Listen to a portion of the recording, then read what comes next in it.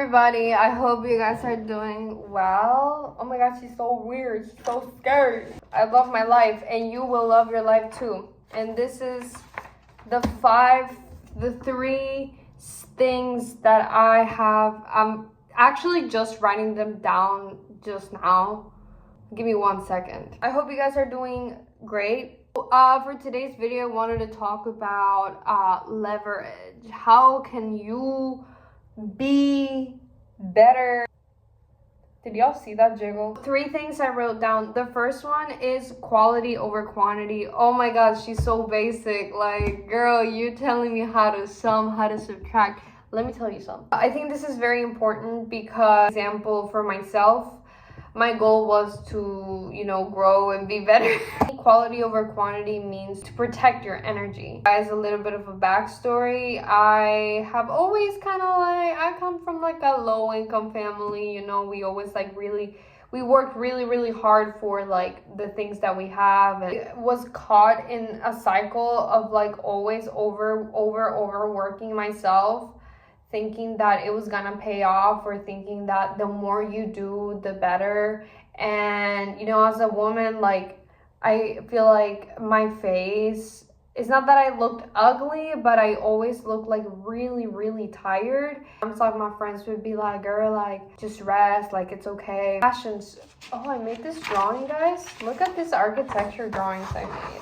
Quality over quantity. How can you protect your energy? So a way to protect your energy is by asking yourself, what are the things that serve me in life? What are the things that make you feel good? What are the things that, it can be hobbies or activities, or maybe like memories that bring you this like good feeling, and kind of like write down those things that make you feel good. Like, have to learn how to make these things your priorities. So for instance, if you are someone that really likes to be in the creative field, then why would you put yourself in something completely random that has nothing to do with the creative field? That's what I mean. And for you to like recognize these things, you need to like take a look at your routine or the things you're doing.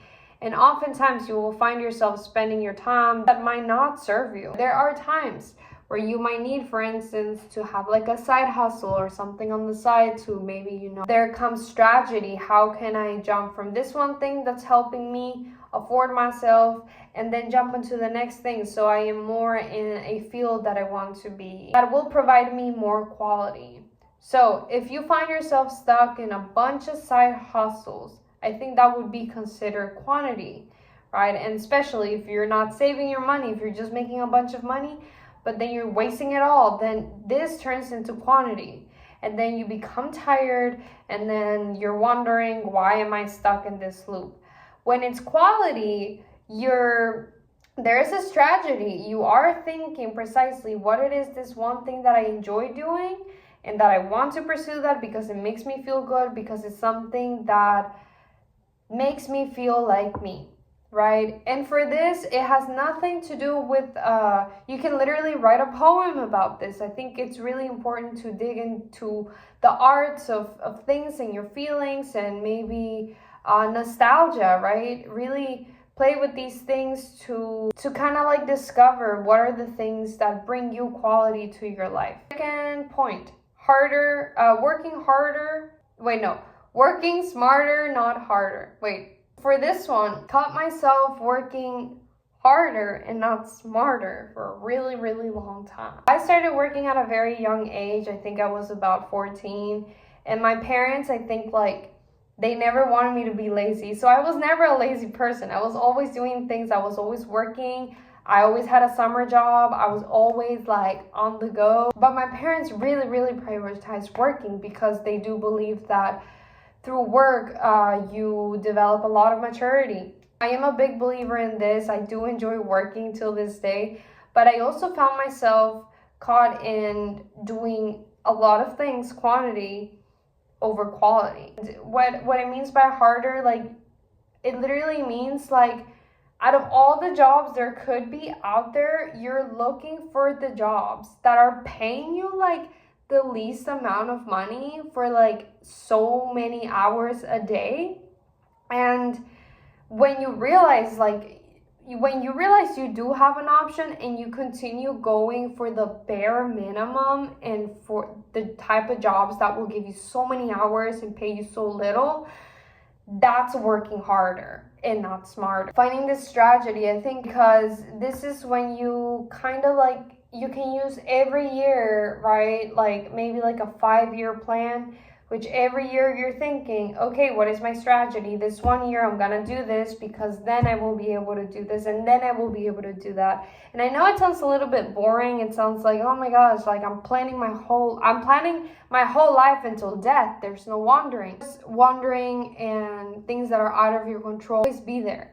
You know, we don't have the answers for everything. And if you're someone like me that really likes this sense of freedom in your life, I understand wanting to not overplan your life. And it's not necessarily overplanning your life, but it's finding this structure that you can follow. Have this strategy, you're allowing yourself, well, how can I get to this point? You continue working, and again, like this comes from a personal experience where I just caught myself always looking for like jobs that were never paying me enough, that I was being overworked, and I thought because I'm working more, you know, it's gonna compensate me. And then I realized like, no girl, like you have to start looking for the things that will pay you more and you're not doing so much.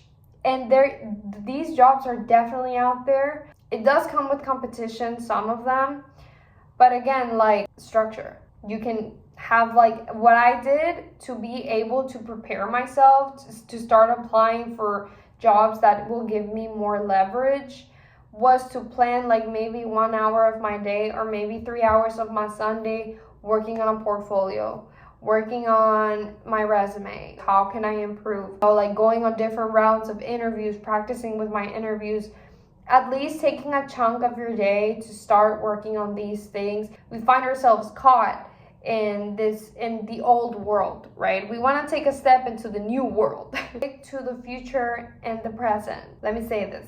That has like a lot of ideas and likes this idea of entrepreneurship, and you're like, oh yeah, I want to do this, I want to do that, right? But then you put it into reality, and a lot of the times it doesn't work out. I think I came to realize from experience and from mistakes, and also by reading this one book, and I completely forgot the name of it, but I'll put it there. A lot of the times, like, you need to update yourself with the market, with what is working right now. In the pandemic, that everybody started making a bunch of TikToks, and a lot of people became viral because at the time, this was the trend, right? And it was so easy to become so popular on TikTok, for instance, because that was the trend at the time.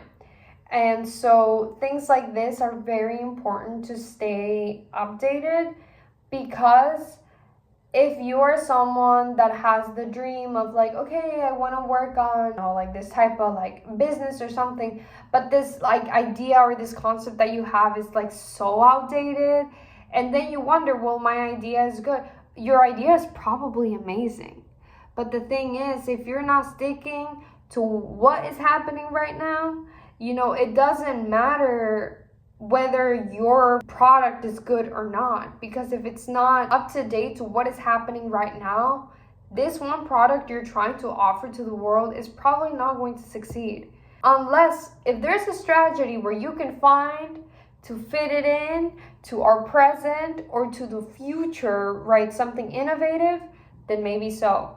But it is very important, just the way you watch the news, or maybe you're following a trend on social media, always sticking to the present and the future is very important. So things to stick to in the present or in the future is to build a social platform. This is how people are connecting. This is the way how you connect with people. There might be communities that you can also connect with that might not even be connected in the social world, but you have a higher chance of being connected to a lot of good people, maybe in the community you're interested in, through a social platform. I hope you find this useful as we continue navigating the world.